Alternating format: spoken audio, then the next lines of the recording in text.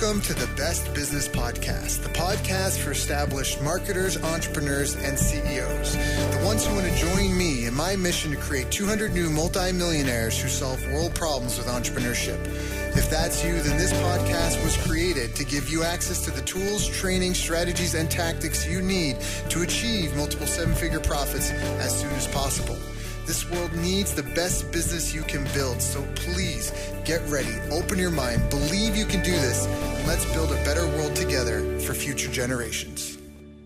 Hello everyone, thank you for joining us. My name is Daryl Urbanski, your host as always, and today we are joined by the one and only Brian Kurtz. Brian is here today because I've asked him to give us the insider secrets to being the world's greatest Little League umpire.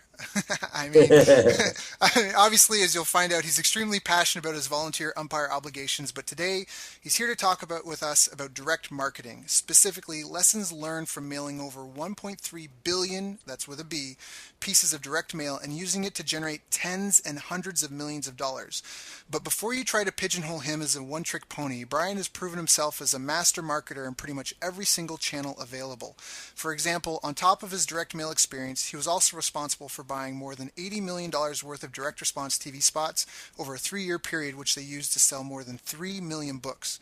He's been inducted into the Direct Marketing Association's Hall of Fame. He received its List Leader of the Year award, and the Direct Marketing Club in New York has also recognized his life work and accomplishments with their famous Silver Apple. And what I love most of all about all of this is how Brian is such a phenomenal human being who really deserves the recognition of what he's done. Words cannot describe the good in the world he has contributed towards, and he is so humble about it. He's almost too humble, and I'm sure that'll come across. And his business career started as a list manager, and that's where he learned about audiences, demographics, and database marketing. Then on March 30th, 1981, he started Boardroom Inc., then known as Boardroom Reports Inc., and here he was able to work beside and learn from the great marketing masters and legends, Dick Benson, Gene Schwartz, and Marty Edelstein, to name a few, among tens of hundreds of others.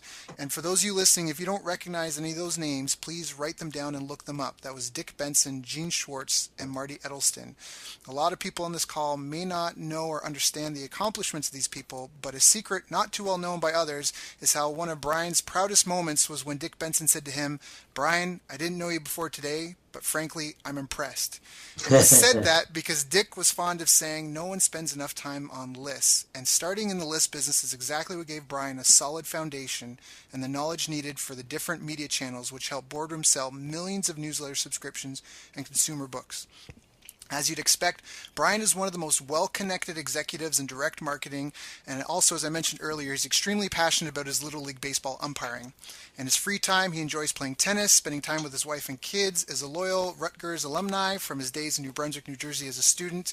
And one last accomplishment worth mentioning, but not money-related, was how in 2008, Brian was diagnosed with prostate cancer, and he beat it. And that alone is remarkable and speaks to his dedication to expert knowledge and studying things that actually work. Brian continues to devote his time as often as possible to speaking and teaching opportunities like this one. And because not only is he a fan of the history of direct marketing, he is a huge proponent of passing the torch and legacy on to future generations. Keep an eye out for his Titans of Direct Response event, training, and materials, which is how I met him myself. Brian, thank you so much for your time today. I appreciate it from the deepest parts of my heart. How you doing, my friend?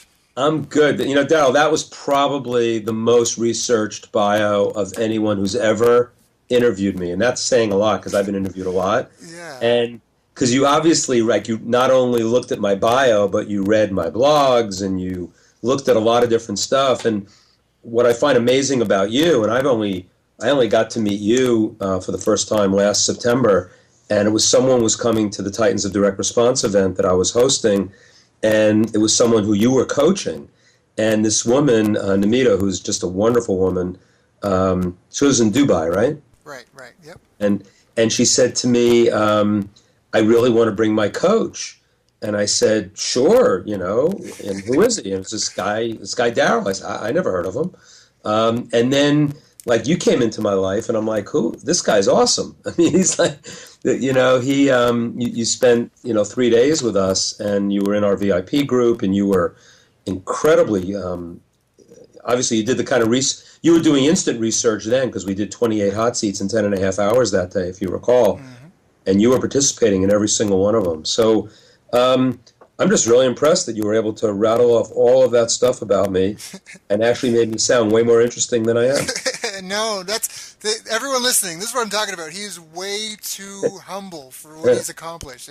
No, Brian, you're a great guy, and that business dinner left that VIP business dinner left such a huge impact on me because you were so personal and so real in your relationships. It just makes sense that you started with like list management and understanding groups of people because you are just so good at getting intimate with people. And at the dinner you went around and gave a personal introduction to everyone, and it's only fair that you get that in return because it makes people feel really special.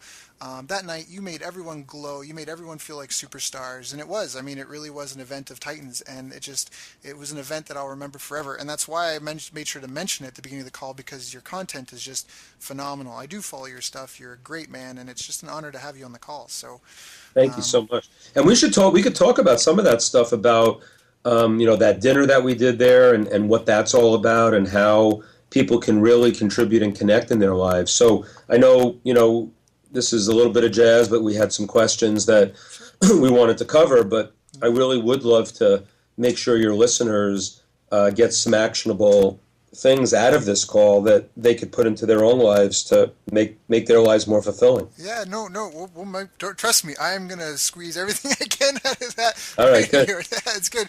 But how did you one thing I couldn't figure out, what I wanted to include in the bio, but how did you even get into list management? Because it's, back when you got into it, it was such an obscure thing. Like, it's not a carpenter, it's not one of your traditional, trades. So how did that even come about? Yeah, it was funny. That was like the joke back then in 1981 was I was voted in my high school yearbook most likely to become a list manager. So I didn't. In fact, I came into the list business and someone said these guys called list brokers who recommend lists. I go, a list broker? They work on Wall Street? What's the deal with that? It's like. Right. So yeah, I didn't know anything. So just quickly, and there's a lesson in here too. I think when I was a senior in college. Like most seniors in college, wondering what I'm going to do with my life. And I was trying to figure out, it was a bunch of different things. One was, maybe I become a professional baseball umpire. One was maybe I become a film critic for a newspaper because I was into movies and I was the film critic for my school paper at Rutgers. Another thing was, like everybody else, I thought maybe I'd just go to law school or become a CPA so that my parents would think that my education was worth something. And so, you're going through all these stages in your senior year. And so I remember that halfway through my senior year, I went to Rutgers, which is a suburb. It was in New Jersey, which is close to New York City. And I went into New York City, and I actually started I actually visited some headhunters. And I said, I'm graduating, in May, and this was January. And I said, I really want to have a job when I get out. And these headhunters looked at me like, what, you can't get a job. I can't recommend you for a job now. You're not graduating for another 6 months. But interestingly, my whole life's been about serendipitous stuff. So sometimes you do something. So I was basically going to the city to try to find a job for May or June in January, which was never going to happen. And yet a particular headhunter fell in love with me. And why would a headhunter fall in love with me? I don't know. But I went to see this guy. He had a kid about my age. He said, I think it's so, not many kids come to the city in January of their senior year when they know I can't send them on interviews yet. And yet you wanted to come meet me. That's so cool. And then we got to know each other. And then so when I graduated, I thought I didn't end up doing the umpire thing. I didn't end up doing the CPA or law school thing. And I said, I'm just going to get a job in a publishing company. Since I know how to write and I knew how to read, I was an English major. So, and I am getting to the point of how I got to be into the list business. So, but it was interesting because basically I went to college, I learned how to read and write because I was an English major. And so when I just pounded the pavement in New York at publishing companies and just walked into one company after another, I mapped out my days and just dropped off resumes. And eventually I got a job at a play publisher. And it was a theatrical kind of company. They didn't pay me. They paid me less than $10,000 a year at the time. And I was living at home with my parents and, not having a great time. Mm-hmm. Ironically, the block that this company was on 45th Street in New York, across the street from that headhunter I had gone to in January. Oh, wow. And I had stayed in touch with the headhunter, and he started sending me on interviews. And in fact, one of them was at Playboy magazine, as a matter of fact. And I remember that one. Why do I remember that one, right? So eventually he says to me, there's this one company, Boardroom Incorporated. I've been sending people there. The guy who started it's an entrepreneur, Marty Edelston, and he started it in 1972. He's growing. He's looking for good young people. You're the kind of guy that he's just going to love. So, you just see the progress of when you make true contributions and connections with people, they not only remember you and you differentiate yourself. He was going to get me into this company because he saw some linkage with me and Marty. And so, long story long, I end up with an interview at Boardroom, and it just so happens the interview is not in the editorial side, because I thought I wanted to be a writer or something in publishing, but Boardroom happened to manage their mailing list in-house, which is very rare. Most companies would have a mailing list that they would give to what they call a list manager to basically represent their list in the marketplace. Like Money Magazine has a list of subscribers, and some company would represent the Money Magazine list to get other people to use the list in direct mail. So, and this is all direct mail now. This is way before the internet. So it just so happened that Boardroom had this in-house list management operation, and the job was to be like a clerk in that department. I was going to get a raise from about $9,500 a year to about $12,500 a year, so that was like a big deal. And I could move out of my house on that, barely. So I took this job at Boardroom and thinking I would end up on the editorial side at some point. Right. You even asked about getting put on there once, and Marty said no. He did. He basically said, when a job opened up in editorial after I'd been there for a couple of years, he said, Brian, I think you got a nose for this marketing stuff. And, when the owner of the company who has sort of taken you under his wing kind of starts seeing your talent and where he thinks you might be most talented, you're going to listen, because at 23 years old, I'm not saying you don't know anything, but you certainly know a lot less than, the guy who was starting this business. Right. So I just fell in love with that side of the business. And it wasn't just being a list manager and representing the Boardroom list. And everybody mailed the Boardroom list because they were affluent executives. They were lists that worked for just about everybody.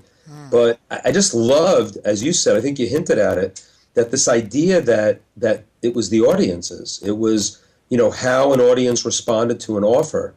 And my curiosity was so piqued by this business that that's how I started getting all that, curiosity to learn about copywriting and to learn about offers and to learn about the kind of direct mail, not only that we did to get the lists that we had to put the names up on our list, but all the different people that used our list, and to learn about all these different companies that were probably the kings of direct mail, through the 70s, 80s, and 90s. People like Reader's Digest and Time Magazine and Consumer Reports and all the different catalogers and all the different fundraisers, political fundraisers. So learning about all these different areas, and that everybody needed lists, everybody needed to mail, in our case, our affluent executives.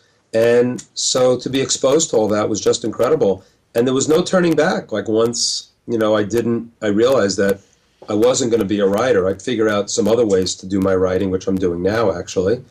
But it was more about being a marketing guy. And coming from the list side of things, I think you really do learn what makes people tick. And then it went into copywriting from there. I never really became a copywriter per se, but I worked with probably the greatest copywriters who've ever lived. Yep. And what an experience that was. Oh, yeah. And they looked to me for my list knowledge, and it was just an amazing marriage of knowledge. So, what are some of the, because you're right, and it's like Gary Bencivenga, who's a phenomenal, legendary copywriter. And for anyone listening to the call, if you don't understand why copywriting is so important, it's the only way. Now we have new technology, so you can do webinars and that. But for years, it was writing the written word was the only way you could leverage salesmanship outside of having one person in a room. Whether you're doing one-on-one sales or one-to-many, you can do the phone sales as well. But you can't really leverage that in the way that you can, written word. And so copy is so important in your brochures, your website, communications after people buy. Copywriting is just it really is a massive leverage point in almost every business. And what Brian's I'll give you a quote, Daryl. Gary Halbert had this great quote. He's also one of the greatest copywriters who ever lived. Used to say that every business problem can be solved with a great sales letter. Yep. And it's not just about, it was about direct mail and the written word, but even today, as you suggest, writing the webinar and writing the video sales letter and writing amazing email for marketing purposes. Yep. Copywriting moves the world. Oh yeah. Even Greg Renker that you had at your Titans event. Greg Renker is one of the partners of Guthrie Renker, that the largest infomercial company in the States. They've got a couple of products that do 500 to 750 million a year. And he was saying every infomercial starts out as a script. Right? Mm-hmm. And that's he's a storyteller. It was so amazing when my first call with him talking about TV, and we started talking about one of the shows that was running for a cosmetic. It's with Cindy Crawford, and the famous model, and the way that commercial is written, that 28.5 commercial is written. If you read it on paper, you would say this is an ingenious script, and therefore it's a great piece of copywriting. Right. Yeah, so for the listeners, if you're not aware, that's part of what it is. And Brian, what are some of the things because you as a list manager, you would see gaps in other people's skills as a list manager, where they're falling off. And I know you gave away, again, just another feather in the cap to how well you take care of people. But at the audience, all the women, you wanted to make sure that all the women were acknowledged and made to feel special, because they are a bit of a minority in the industry. And you had a special gift for all the women who came to the event. And one of them was a book on list building. And and I remember you said that, some of it's, I don't want to say outdated. I remember you gave one to Namita, but you said there's a lot of the solid fundamentals are in this book, and it had helped you. And kind of what are some of those things that people have, if they're listening and they're like, all right, I need to know my audience and list building. A lot of people say they know that, but I think there's a difference between quote unquote knowing and the real experience. And you obviously have that touch. So kind of, what is a list to you, or what is an audience, or I don't know if I can formulate the question properly, but I want to get at how do you look at a list differently than the average list broker who's just I think well, I look at it like some list brokers used to look at it, and the book you're referring to is by Rose Harper, who was sort of kind of a real matriarch in the list business, who passed away, who I would have had speak at Titans had she been around. And the other book I gave away at Titans was Secrets of Successful Direct Mail by Dick Benson, who was also one of the greats in direct mail. And but Rose Harper was actually a list expert. And one of the basic things, and it's funny, as I'm doing consulting now, and I ask people whether they're doing online marketing or offline marketing, and I say, do you understand the concept of RFM? Right. 3 letters, RFM. Yep. Recency, frequency, monetary value. That's correct. And maybe a lot of your listeners know what that is, but anytime you look at a list, you need to look at it in terms of recency, frequency, and monetary value. So recency, the concept being that someone who bought in the last 3 months is always worth more than someone who bought 6 months ago or a year ago, which is counterintuitive to someone who's new to the business, because they say, well, if they just bought, then they've used up all their money and they're not going to buy again. It's just the opposite.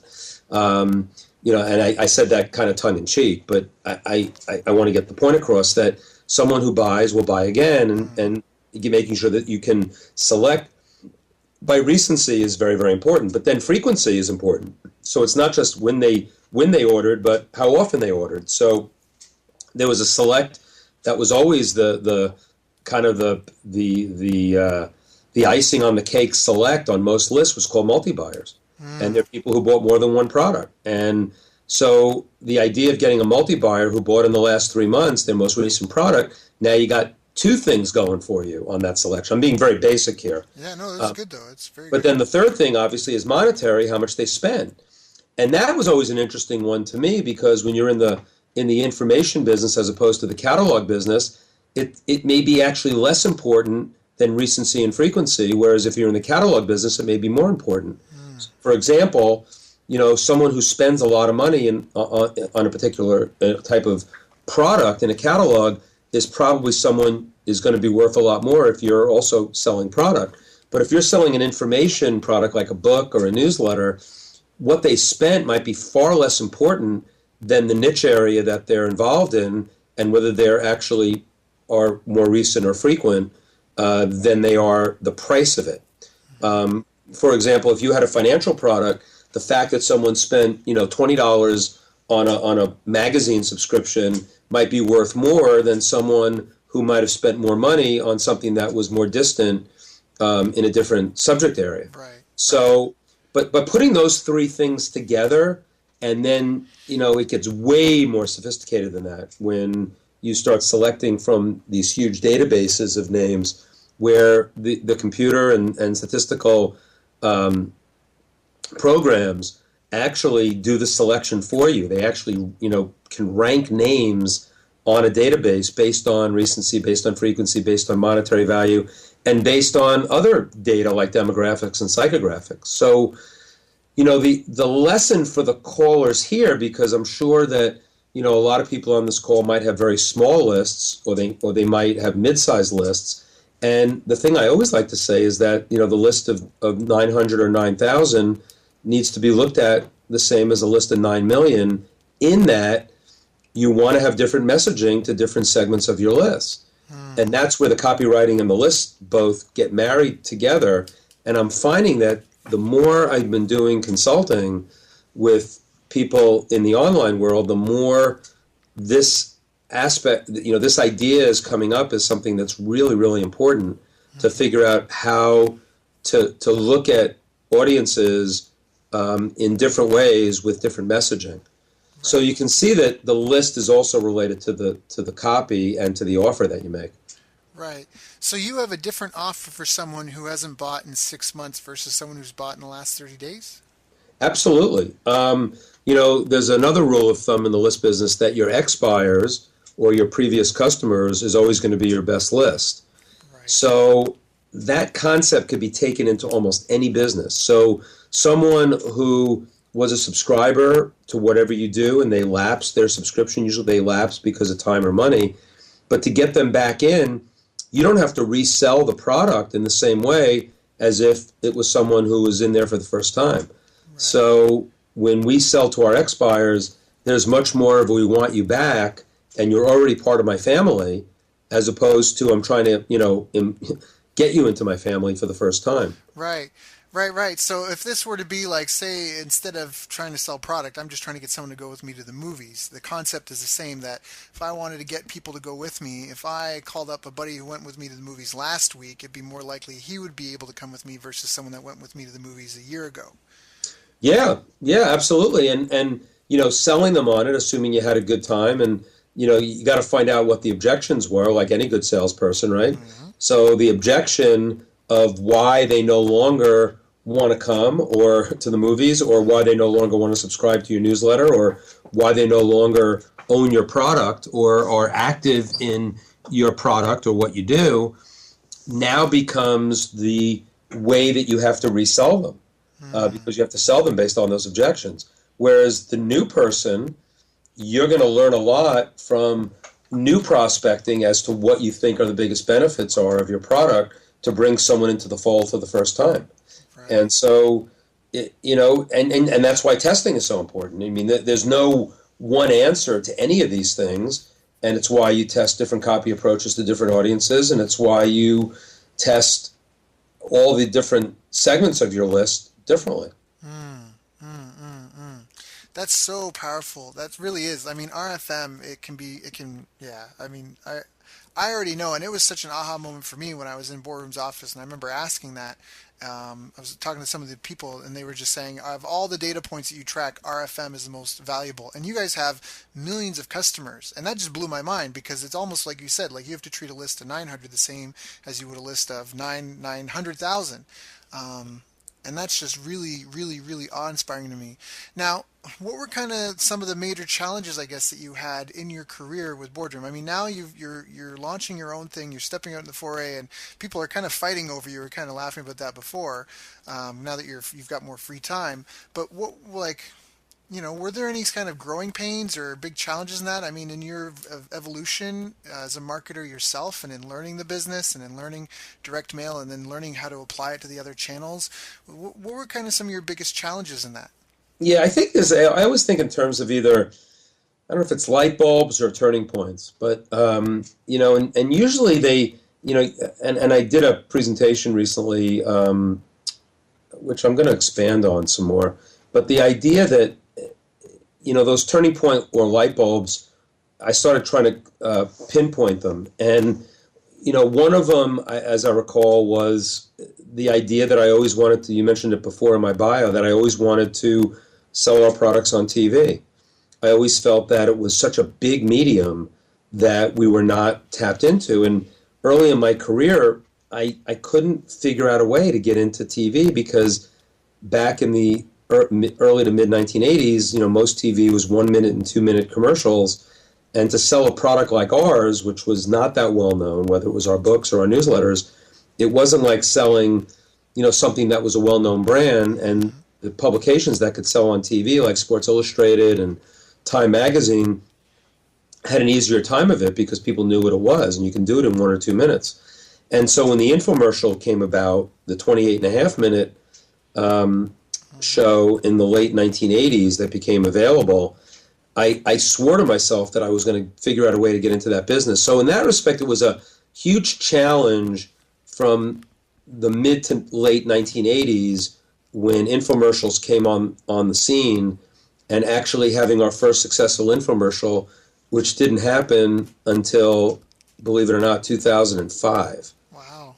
And I just didn't figure it out until then. I tried so many different ways. So I didn't spend a lot of money chasing it. I just spent a lot of anxiety chasing it, figuring out how to do it. And it's a longer story, which I don't want to go into, and I tell it. I've told it in other interviews, and I think I even told it in one of my blogs. I said how insomnia led to a $200 million franchise. But you got to have that moment, that kind of triggers it. But you also have to have that dream. And so I think that whenever I was challenged with something, I want to be on TV was the challenge. I just kept thinking about it and writing to myself about it, and until eventually, it doesn't come to you by magic, but it comes to you by all the different other work you do.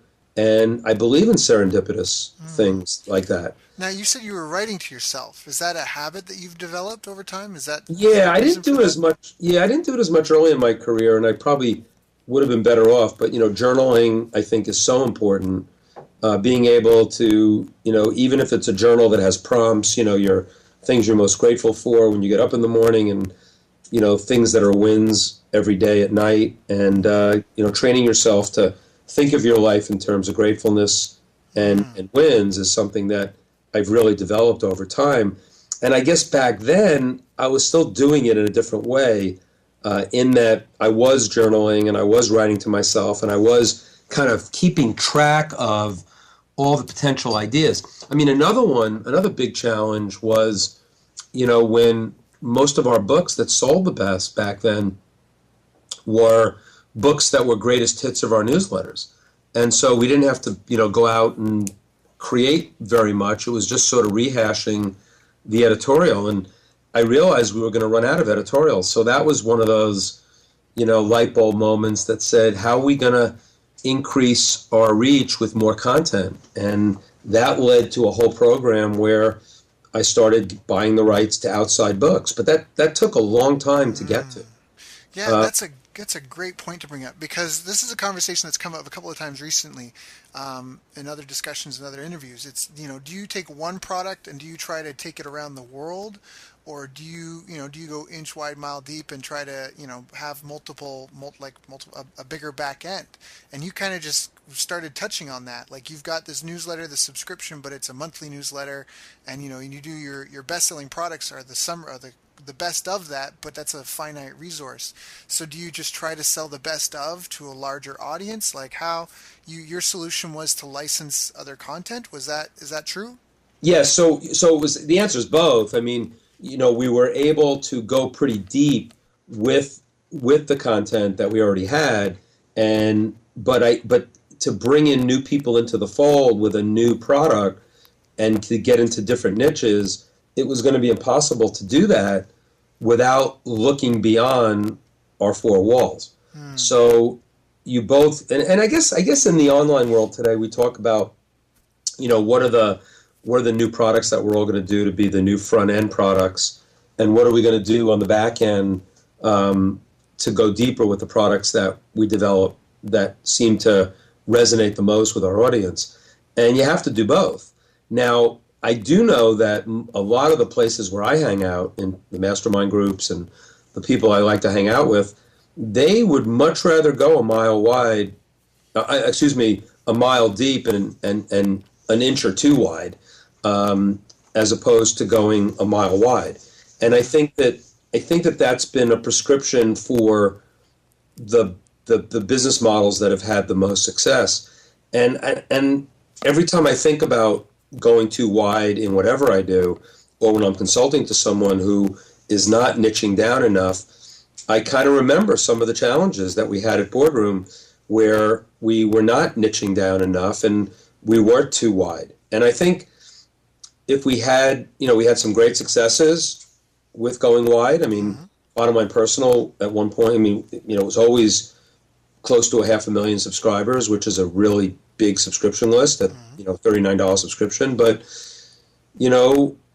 there are a lot of people who we were competing with that were very happy with 100,000 subscribers at, hundreds of dollars, which was a whole different model in the newsletter business. So I think that going forward, I think being in it. So again, to go back to your question, one of the big challenges that I always faced was, our products were a mile wide and an inch deep. So how did we figure out ways to go a mile deep? And it was a big challenge, and we didn't always meet it, and we had a lot of failures doing that. But that's how you get to your successes. Yes. That's actually perfect for me, because I have a couple of questions I want to ask. Because when do you decide to scale something to the max? Because something that I don't know if a lot of people are willing to confess, but a lot of marketing fails. If you're tracking your results, the vast majority of what you do will fail, but the winners are what make it worthwhile. And when do you decide to scale something to the max? Well, direct marketing is beautiful that way, because the audience, the mass desire, and what Gene Schwartz talks about in the great book Breakthrough Advertising.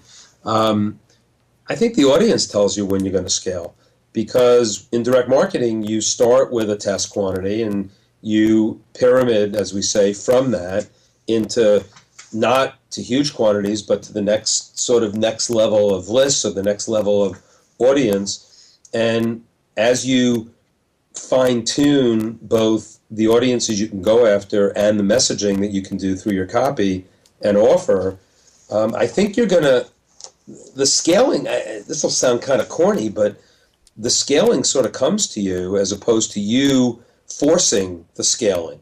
You can't force a product on an audience. You have to really sell benefits. You have to really give people something that they really need, and Gene Schwartz talks about all the different levels. Some people know they want it, but they don't know they need it, or they know they need it, but you need to make it available in a way that makes it accessible. And there's so many different angles to this, but there's no one thing that says now it's time to scale. But I think I love letting my audience tell me. And that's why we also did a lot of surveying of our audience. The idea of making sure that, you don't go down avenues with your product until your audience tells you that they want it. And there's a lot of ways to do that. And there are very sophisticated ways to do that online these days, which I'm very impressed with. Mm-hmm. Yeah, no, there definitely are. We had a guest, Ryan Levesque. Yeah, I love what Ryan does. Yeah, that's state of the art. And then I have an interview with Glenn Livingston, his mentor, who's coming up soon as well. Glenn's a great guy. So surveys are phenomenal. And you even did that. I was so impressed by that, because you did that like end of day one or something at the Titans event. You had everyone, little slip of paper, just put their feedback, and you guys responded. And that was amazing. Like, the food was already phenomenal, but I think there was a temperature issue and whatever, but you just asked everyone and then you fixed it. And that's part of why everyone loved the event so much, is because because they came, they enjoyed it. They had a couple of things that, maybe weren't the most comfortable, and then you fixed it or you talked about it on Right. stage. And so there was no Right. elephant in the room. And that just, people feel heard, they feel catered for. I mean, that's just phenomenal. So when you talk about letting the audience tell you when to scale, I mean, what does that mean? When does it go to 4,000 pieces of mail in a week? Like, how does the audience tell you that? Is, Ugh. I mean, I'll tell you again, the beauty of direct marketing is that everything's measurable. So, I really would never scale on something that, isn't working. And that sounds kind of silly to say it even like that. But I also don't give up so quickly. So one of the examples I think I give in my light bulb speech is when we made the decision to, we did some research, and there was a lot of evidence out there that the United States is basically, there's a diabetes epidemic in the United States, and it's not just diabetes, but it's pre-diabetes, and how we eat, and how we're kind of killing ourselves. yep. And I remember the conversation with my partners at the time was, I don't even want to survey our audience whether they want a book on diabetes. We know they need a book on diabetes. So what we did was we needed to come up with the right messaging for such a book.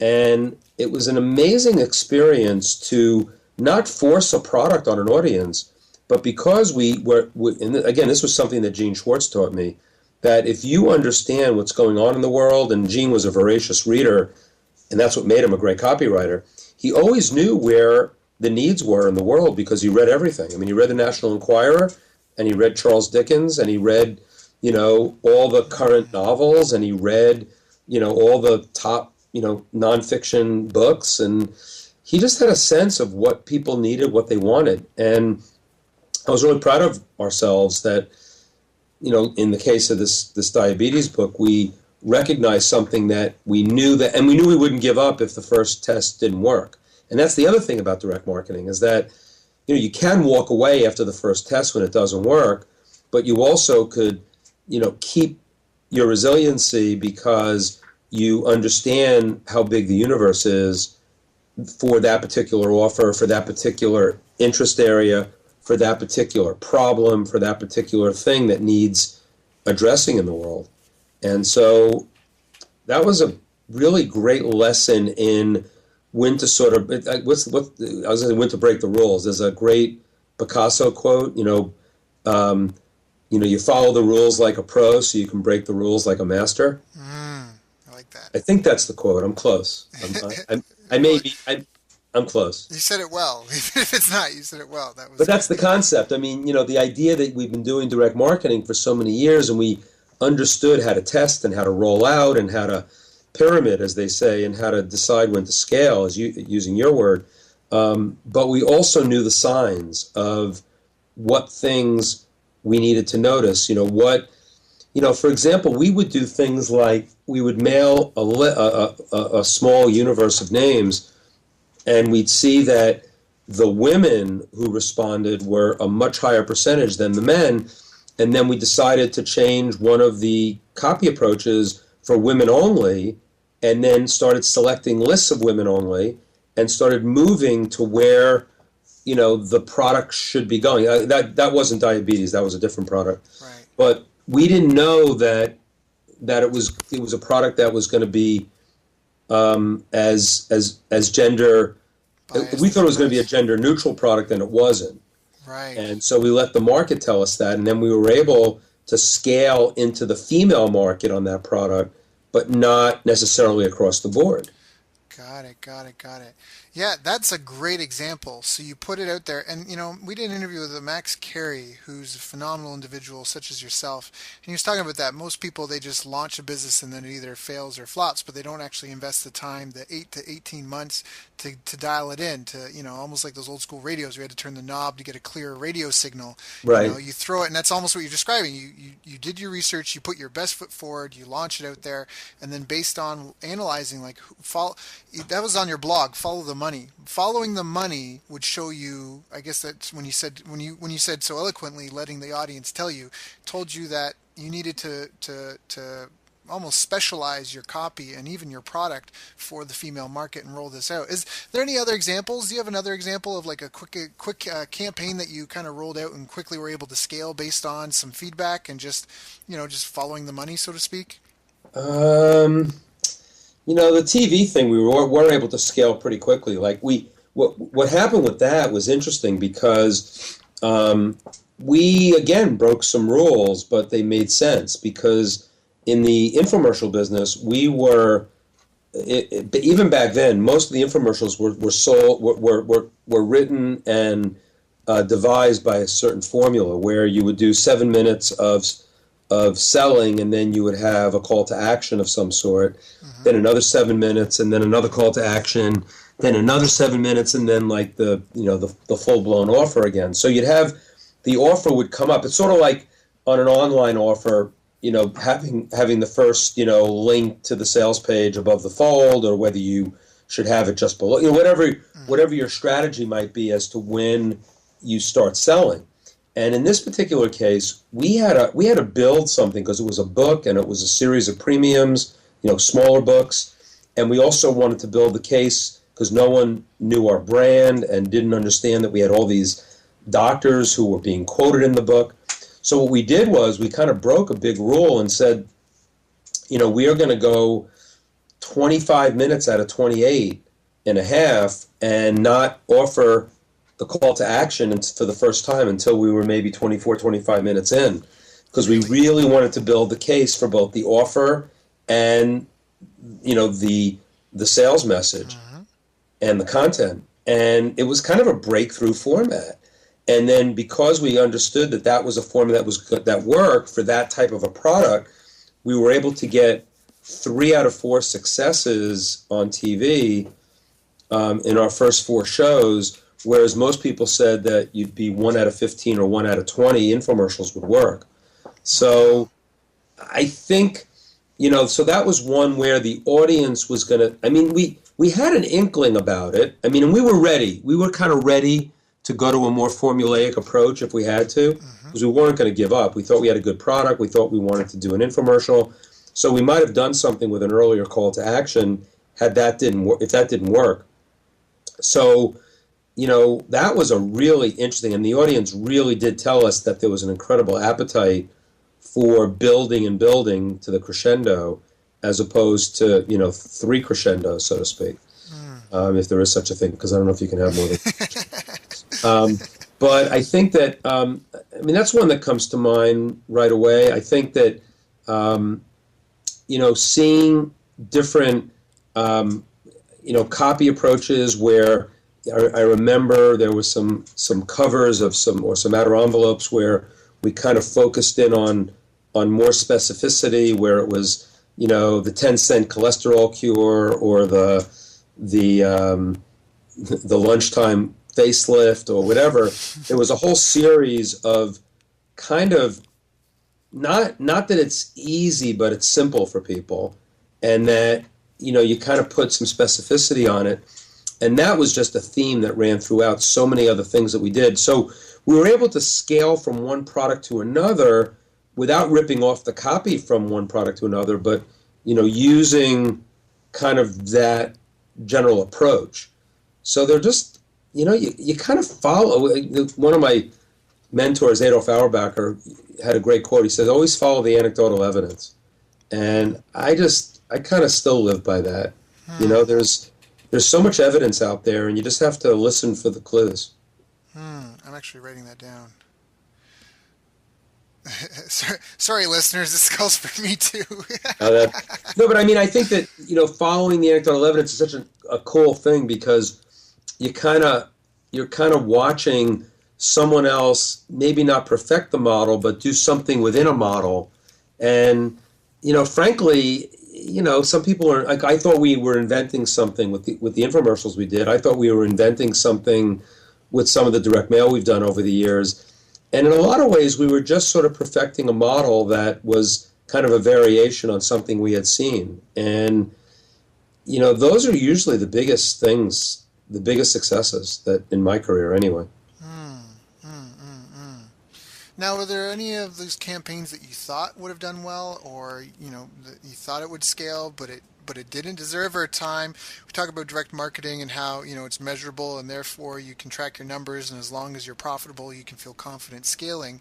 But were there any time? Is there any case where you can't trust your own numbers, or what do you do if you have inaccurate data or you're not sure, like how to? Because a lot of people, direct mail is it can be really easy to trace your results, coupons and department numbers and all sorts of things. But online, it can get convoluted for people. They don't know where a lot of their business is coming from. And for anyone listening, the history of direct mail is such a great teacher for how to use online marketing. It's where I got a lot of my own education, because it's the same principles. It's just applied digitally, and and in some ways it's more robust. And here's a really great tip I've heard, and Brian, maybe you can chime in on this. I've heard people testing sales letters online first because it's so easy to get traffic and eyeballs and so easy to make changes, and then they take their proven letters and they drop those in the mail. Have you ever heard of that happening? Yeah, there was a lot there, Daryl. So I'll start with the end of that. Yes, the answer is yes. I mean, we've actually done surveys for new products online, and we're able to move them into direct mail with some confidence. Not always, but usually. I think testing copy online, that can eventually be used in print, in direct mail, in TV is also doable, because online is a lot cheaper. So, the thing is, human beings are human beings. And so, what makes people move and what makes people vibrate is somewhat universal. I mean, that's why Breakthrough Advertising is still an amazing book, even though it was written in 1966, because human nature hasn't changed. Yep. And it was the same way before 1966 as well. So that the online to offline testing methodology, very, very useful, very, very important. And it is doable. But your whole thing about all your questions about measurability, very, very important. I don't think there's any excuse for anybody, no matter what your medium, to not track your results. Now, you are right that not knowing where the orders are coming from. This was a discussion that we had at Titans with Greg Ranker about it, what they call attribution. Right. And they're running an infomercial and they don't get a lot of orders, but then all of a sudden more people come to the kiosks for Proactive, which is the product that was being sold on the infomercial. And how would you track that traffic to an infomercial? And so they're trying to devise all sorts of sophisticated ways to kind of figure out where people are coming from and whether the media that you're buying is paying for itself. But I will tell you this, that in direct mail, because it was so expensive, you had to track everything down to the penny almost. Whereas in online, you can get away with a lot more mistakes because how cheap the media is for the most part. But that doesn't mean that you shouldn't be a slave to your numbers. Dick Benson had a great quote, you have to believe your numbers, it's all you got. But then make sure, and I've blogged about this quite a bit, make sure that the numbers you have are statistically significant. I did a blog somewhat recently about, I was doing an online launch at one point, and someone was doing kind of on the fly creative testing, and so two emails went out at the same time to a particular audience, and it was about $100 product, and someone said, look, on one side of this, one version of the sales letter got 12 orders and one got 8. So it looks like we have a winner. And I looked at him and I said, are you kidding me? And I'm not even a math guy. I mean, I rely on other people for that. But, you just called a new, what they call a control, which would be the winner, based on 12 orders over 8, when A, the whole thing hasn't played out yet, and B, 12 orders over 8 on a $100 offer is not statistically significant. So I think that, there's not a quick answer to what you said, but I would encourage everybody to really make sure that they track everything that they do, and try to attribute it to whatever the media that you're spending money on, because that's where you're going to lose money if you're not tracking properly. Yeah. And if your entire campaign includes some things that aren't that expensive and it looks like the total campaign is doing well, I'm not saying don't do it, but I'm saying try as hard as you can Right. to try to attribute to each medium on its own and make sure that at least it stands up. I mean, I learned of a guy who was doing a lot of Facebook advertising and was having a hard time selling what he was doing to some online marketers, because if you had a low ticket offer, even if Facebook advertising was fairly cheap, they weren't getting their money back on that first order, and they certainly weren't tracking. They weren't tracking anything. I apologize for my phone ringing. No, that's okay, Brian. We have you on the line. That's okay. I'm gonna let it ring out. Yeah, that's fine. It's okay. We can keep going. Don't. Yeah, for the audience, the audience to listen to this, we've got you. You're a world-class expert. That's fine. There could be a parade in the background. The content is still really good. I definitely think that it's just critically important for that. So this online guy was trying to prove that you can actually pay for Facebook advertising and make it pay out, and that you have to look at the lifetime value of the customer, which is something that I'm sure some of your other speakers have talked about. I know Ryan Levesque talks about this. So, you don't want to just take what you spend in media and decide whether it's going to work or not going to work based on that first order. So that's the other piece of this, when tracking and making sure that everything that you're doing is paying out. Yeah, you need to know the lifetime order, because marketing can be really expensive and it can be so hard to make your money back in some instances on your first sale. And even if you do have something that's selling well, when you try to scale and roll it out, your numbers are probably going to flatline and that product will not continue to produce the ROI that it has. And so you're just buying customers, and then it's all about having a back end. And then when we talk about the RFM analysis and treating and segmenting people and communicating them differently, that's where you can get the highest leverage ROI, right? Because exactly, you're spending your marketing dollars where it's going to be sales. And something that we haven't mentioned, and if someone's really new to this, please listen to this call a couple of times. Brian's dropping some amazing stuff. But you can, we've talked about tracking to the penny, but you can almost predict to the penny what you're going to generate as well, right? Yeah. Oh, yeah. I mean, I think that, what's interesting in direct mail, because we do very sophisticated modeling, that we do these things called gains charts when we're mailing millions of names, and we actually can really predict the lifts and response you can get from different audiences. And I'm not saying you can do that as readily on small universes online, but I know some online marketers that have really started spending so much time with their data that they're making predictions that are pretty accurate on what their expectation is on a launch and what they need to do to get X amount and how many times they think they need to mail it and what they need to do to put it over the top. And I think one of the beauties, though, that I'm sure, I sound like, the old man here, but I think when I see marketers today, the ability to keep giving away more content as you move through the funnel or as you move through the sales cycle is so exciting when you think about it. In the old days of direct mail, you really couldn't give away all that content without a sales message embedded because of the cost of postage and printing and all of that. Mm-hmm. And I'm just fascinated with how nimble marketers are today, and what they're willing to give away for free in order to get that sale at the end and do it really professionally with tremendous dexterity. I just love it. Very well said. No, I think you're right. In some ways, though, some people are lazy, because that's why, that's why what you bring to the table is so valuable, and why I encourage everyone on this call to look up the history of direct mail and to learn from it, because, that's one of the things we mentioned a mutual friend, Ken McCarthy. We actually have an interview with him already released, the godfather of internet marketing. Anyone who's an internet marketer should definitely listen to that call. But that's one of the most powerful things I got from Ken, was his ability to translate direct mail over to the online world and describe it in those terms.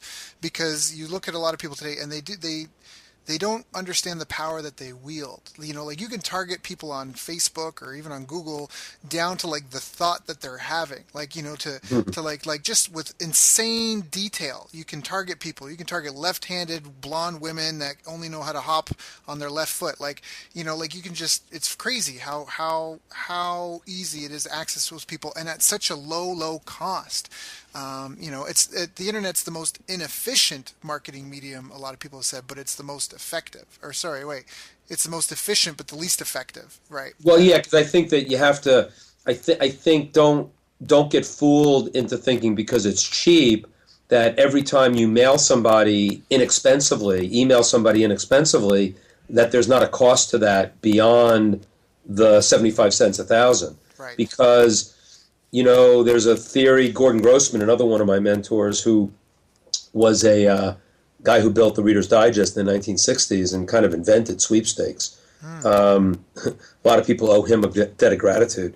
But he always used to say, you know, every time you mail, and this was back in direct mail, but the same is true today. Every time you mail to somebody or you contact somebody, you could be taking away a response from a future offer that you have if you're not addressing them in the right way. I mean, I heard a horror story, just to bring it home. You know, there's a guy had a list that was a very spiritual kind of list, and he was selling spiritual products. He was an affiliate for other spiritual products. And one day he decided to do an affiliate deal with a guy who had an offer to sell an investment product. And it's not congruent. It's not congruent. And so this audience was like, wait a minute, you know, by their own admission, they've already told you they're kind of woo-woo. Right. You know, they're not interested in spiritual stuff. They only expect you to sell them spiritual stuff or to talk about it. And now you just sold them something that was totally out of left field. Right. And so they might have sold a few of the financial product, but he had more unsubscribes to that offer than he would for any offer.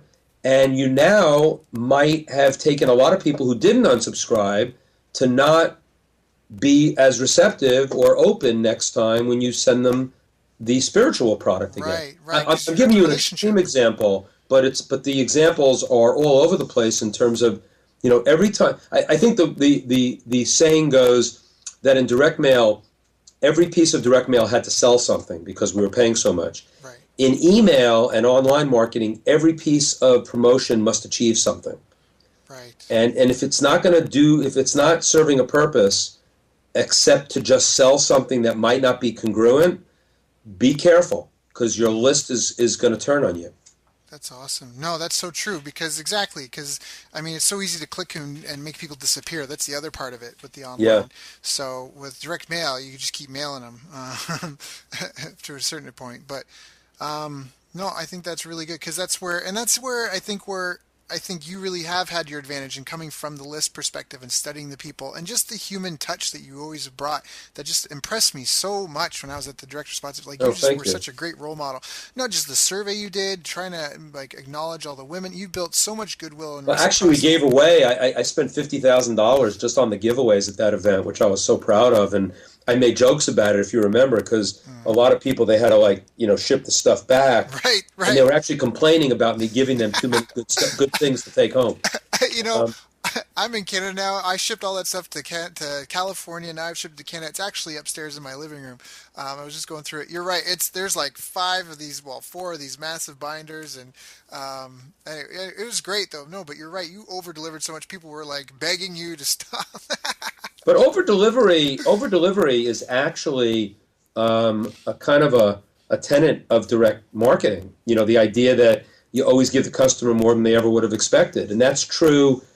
If you're selling a subscription to a magazine, give them a free phone or give them a free whatever. You know, the old Sports Illustrated. You know, you get a football phone, right?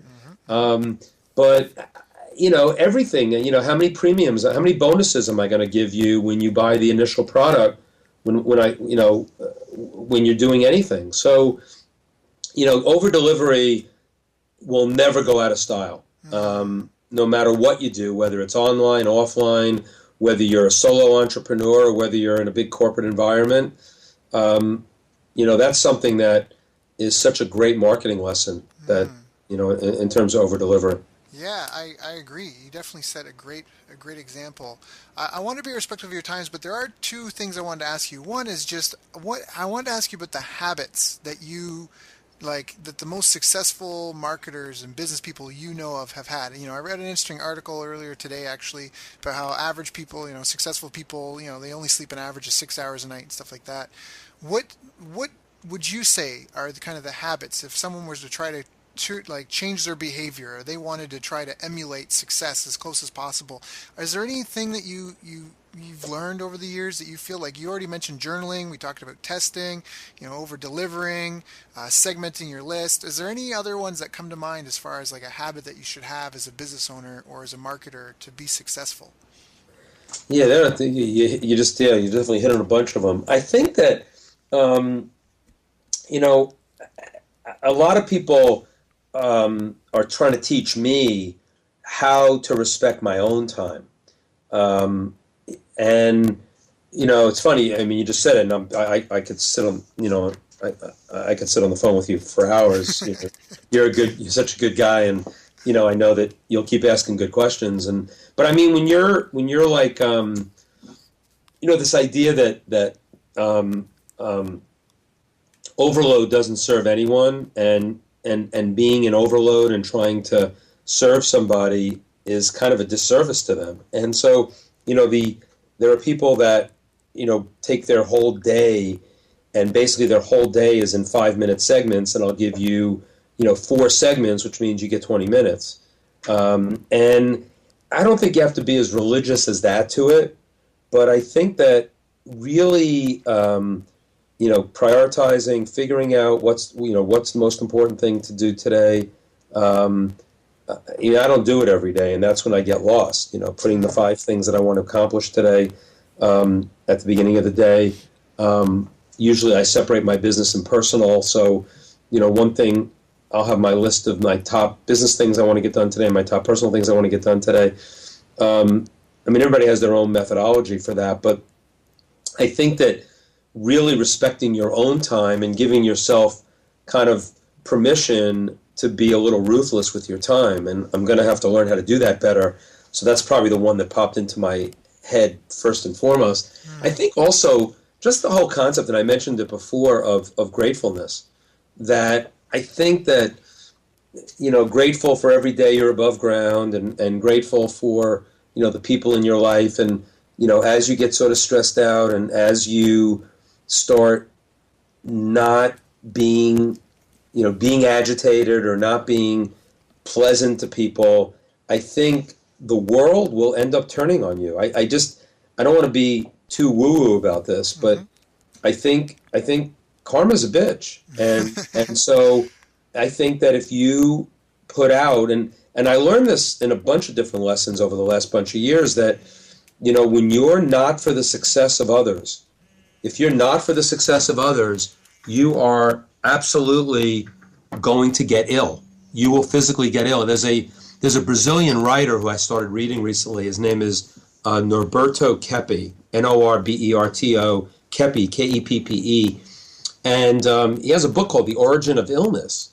And it really is all about envy and how envy makes you ill. So that the concept would be that if you got on the phone today, Daryl, and told me that you're doing these podcasts and it's kind of changed your life, and I can't, whatever all the good news about Daryl. And if I spent a moment thinking of being envious of, I wish I had a podcast, I wish I was more like Daryl, I wish I could do what he's doing, that is a prescription for illness. Whereas the opposite of I'm going grateful and saying, and I've written about this in one of my blogs recently, that, if I'm grateful, like, holy moly, Daryl is an expert in podcasts now. He's going to get better and better at it. He's going to interview all of these superstars. I'm so lucky to being interviewed by him. I'm grateful to be interviewed by him. And maybe if I ever want to do a podcast, he'll teach me how to do it. Or maybe I can bring him some other great people to be on his podcast who will then be on my future podcast, or they might be a guest speaker at one of my events. I mean, I'm just dreaming here about, and it's not all about that I have to get something for something. It's not all about, Right. that if I do you a favor, you do me a favor. That's not what this is about. But it's about really being grateful for the people in your life and their expertise, what they do, how they share it with you, and how you learn from it, instead of being envious. And so whenever I go to envy, and we all do, I mean, it's human nature, right? I mean, you hear about someone, oh, they just did a $2 million launch. Right. If you got to, your natural response is going to be envious. Most entrepreneurs are going to say, wow, how did he build a $10 million business when I can't build a $1 million business? But go to gratefulness first. The fact that you would know that person, that they could help you with some advice on things that you might be doing. Get in a mastermind group with them. That's gratefulness over envy. And I think that that's one of those concepts that's been around for a long time, but it's one that's really been hitting home for me. And you have to wish people well, even if you don't like them, too. There are people in your life that maybe were mean to you, or they did you wrong in some way, but all of that is victim language, right? I mean, and anything where you make yourself the victim is probably not going to get you to get to the next step, in your own growth and your own achievements, and it's going to hold you back. That's awesome. That's so awesome. Brian, my only last question, is there anything that I haven't asked you that I should have asked you? I don't know. I mean, I think a question that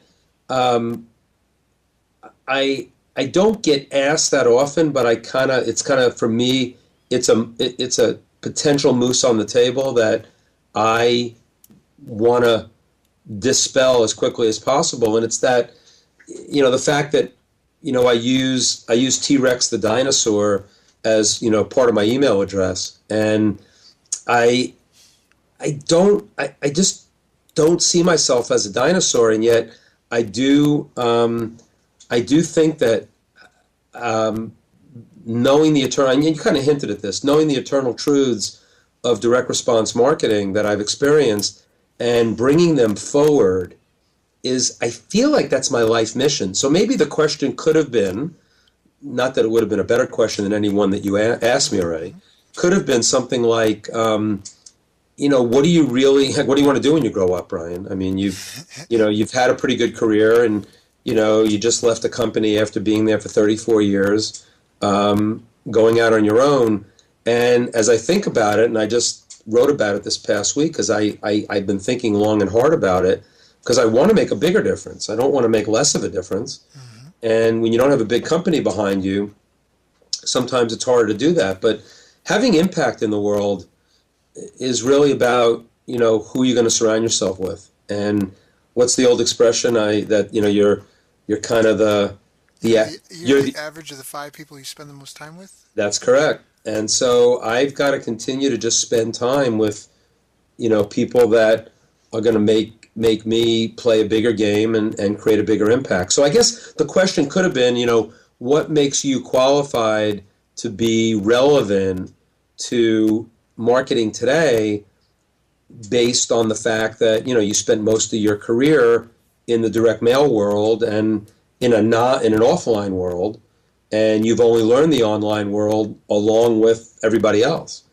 And so that would be the answer to that question, that I to try to figure out what those things will mesh with each other, kind of the old and the new, and to create something really special. So I don't know, that was a long-winded way of saying, justify yourself, Grandpa. And and I'm not a grandpa by any means. My kids would have to have a date first for that. But I've been around, so I have to make sure that I stay really relevant. So I need to stay on top of what's going on in the world and be around people like you. Well, yeah, I think there's a lot to be exchanged between the two, because, I think where a lot of people go astray is thinking that it's all online, and that's so dangerous, just relying on any one media, especially one that you can get shut down so easily. Yeah, I think that's, the mastermind group that I want to put together, because there are so many mastermind groups and they all do different things. And I think the one area that I'm really excited about doing, and it came up at the Titans event, is I want to have the mastermind for multi-channel marketing.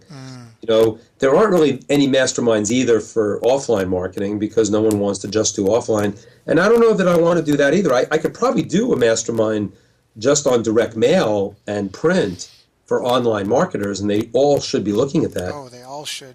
But I think it's bigger than that. I think it's multi-channel marketing. So the idea would be to bring together a lot of great offline and online people, some who are in both camps, but have great experience and great success in either one at least. And that, I think, could lead to some exponential growth in terms of the media that we choose going forward, and then how we use the media. Your point about using, online for surveying to get into different areas of print, to figure out how to do radio to maybe get into TV, which is something that is done very often. To use, believe it or not, newspaper space advertising in certain categories as an entry point. And because newspapers are kind of desperate for the revenue right now. Really? I mean, things like that, yep. I think are really exciting to me. Oh, they are, because there's so much potential. I mean, we touched on it earlier as well. Like, the internet is efficient, but it's so ineffective. Yes. And so that's where if you can test online and take it offline and do any of the things that you've been talking about. I mean, you can test audio, you can test commercials on YouTube, inline streaming, you can test all that stuff. In fact, I saw a commercial on YouTube last week, and then it was an infomercial, and then I saw it on television like a couple of days later, and I was just so surprised I'd seen that, and they didn't seem to be like a big player, and I felt like I knew what they were doing.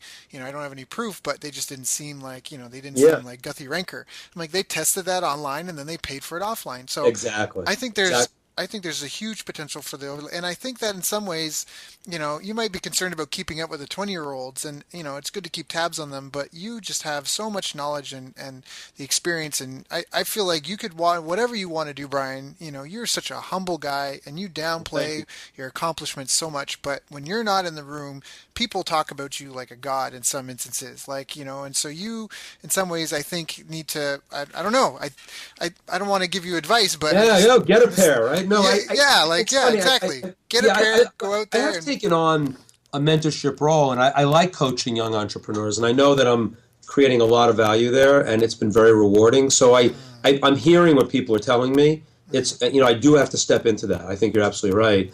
Yep. So thank you, and that was very complimentary, and I really appreciate you saying that. You reminded me though. There were two, going back to the multi-channel thing though. There were two specific things. I think they're both on my site.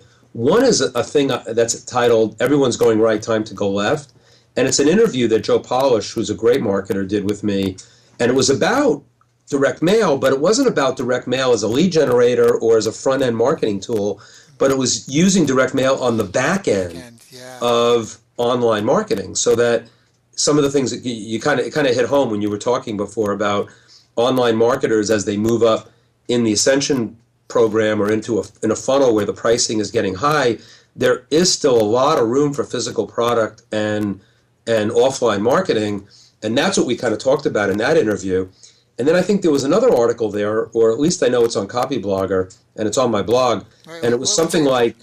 your blog, briankurtz.com. We said that your website so many times. I just want to make sure... No, it's briankurtz.me, not .com. Brian Kurtz. Yeah. Kurtz, B-R-I-A-N, K-U-R-T-Z, BRIANKURTZ.me, correct? Yes, and that has all my, has some articles. It has, an opt-in, for a free interview. It's all free. And the other one, there was an article I wrote. It was like how paying postage made me a better direct marketer. Mm-hmm. And it's not like, I made the joke that, just because I paid postage doesn't make me some martyr.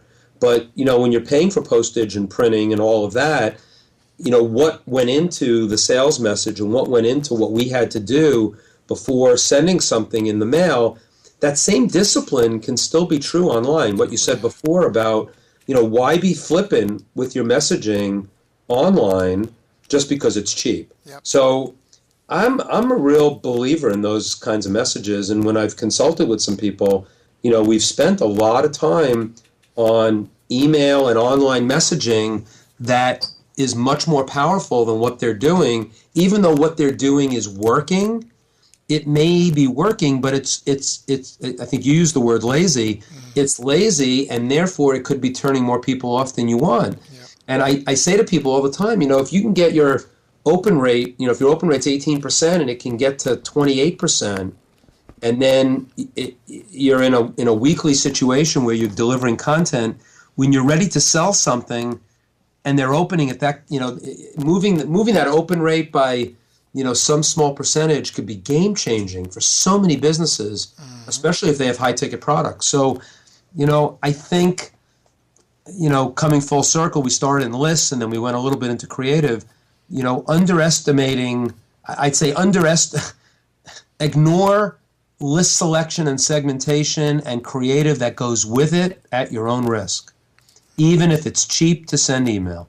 And if that would be a big message I would want to, leave everybody with. And it's probably the thing that I'm spending the most time on working with when I have consulting clients. Mm. Brian, thank you so much for your time today. Thank you so much for all this wisdom. I mean, I'm honestly, I've almost gone through an entire notepad of post-it notes. Oh, thank you. Um, yeah, please keep me in tune. Everyone that is listening to this call needs to go and get on your list because you just have phenomenal stuff. You're just of such impeccable character. And when you do want to launch that mastermind, I strongly encourage you to send me your sales letter. And again, everyone listening to this call would be well advised to get that letter as well.